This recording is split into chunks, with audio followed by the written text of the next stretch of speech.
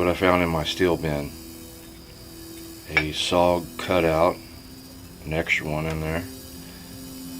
And this one, actually, I remember cutting this, so I thought, how about a tonneau blade SOG?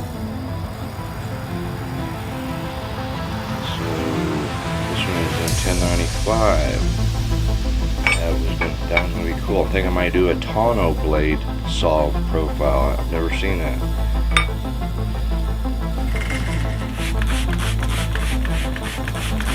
I just did a series of 2 more series of passes on each side.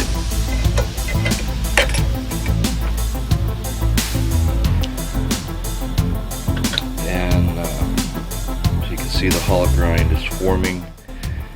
And what distinguishes my knives from others, I believe,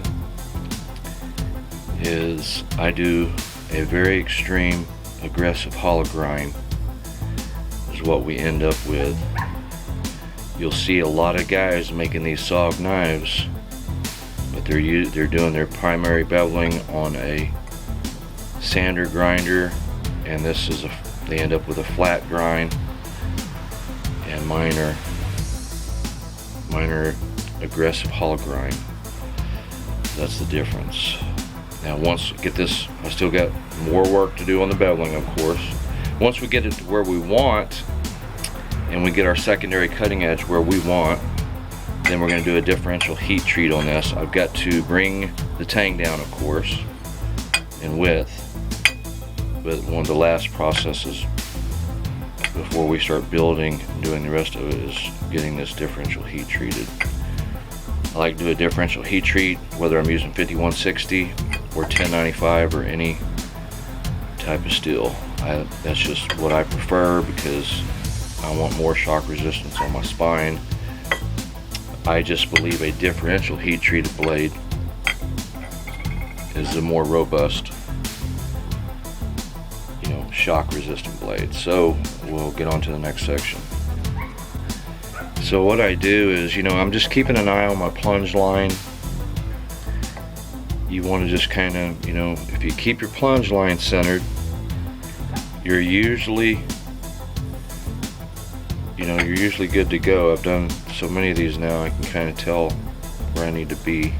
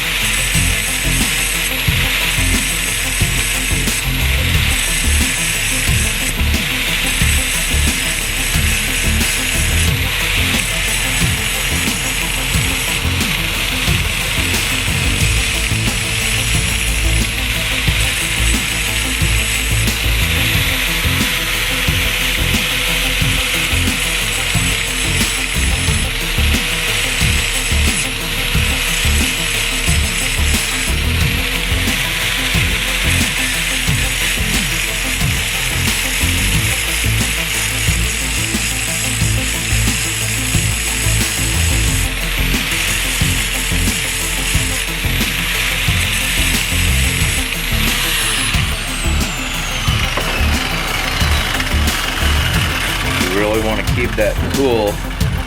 We definitely don't want to overheat the tip.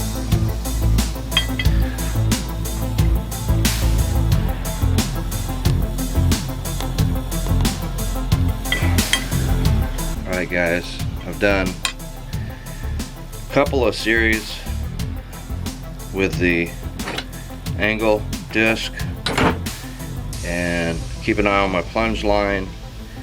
My original secondary cutting edge there is my reference, so we're just going to slowly work down to that. Keep an eye on our plunge line, and then I've worked off some of the clip point, and it's just a slow process working this back towards the tip. And so we're going to just keep at it here, and I've got a little Sharpie mark here, a little red dot. Those are my reference points for keeping this grind line from there forward, and I'm going to have to kind of retouch that up with a red. That just lets me know that's my point where I don't want to go. I don't want to touch those together. That way we get the same amount of distance on that front grind. So I ended up doing a couple more series of passings and working on this tip. You can see how it's starting to slowly come in. So what I do is I just work my way back to the tip, you know, and do a little at a time, and that tip will slowly form and be really nice. And it's just something that you can't get in a hurry with. So it's getting there, and so yeah, so we're just going to keep. I've still got some more to do. This has to be beveled a little bit more. There's some grinds through here that aren't flushed up, which is fine. Still a lot of work to be done, and so we're getting there. Just kind of reviewing here on the end of this little grinding session this morning. But on the tang, I went ahead and I've got it down to around just slightly less than 3/4 of an inch, and I've tried to check out other videos to see how wide they made their tang. So I'm thinking them tangs are either a half inch or 5/8. So I may, more likely I'm going to bring that tang width down some more, because even though we may come down to 5/8 or half inch, you're still going to have a hell of a lot of strength there, that being connected full tang. So I'm not worried about that. At first I was thinking, you know, a half inch, you start thinking maybe the lateral strength might be compromised, but you don't realize how strong this steel is, even with a half inch of width and 1/4 inch thick. And on the SOG models, when they do that stack leather handle, the more you can bring this in, it just makes it easier to stack that leather on there. But so yeah, it's coming along really nice. And so here's my hand guard that I cut out. I will be cutting out some more hand guards. I'll have a video of that so you can kind of see how I'm cutting them, and then drilling the holes here. And I've got a tungsten carbide bit that'll go in here and just zip this all out, and we'll flush that all up.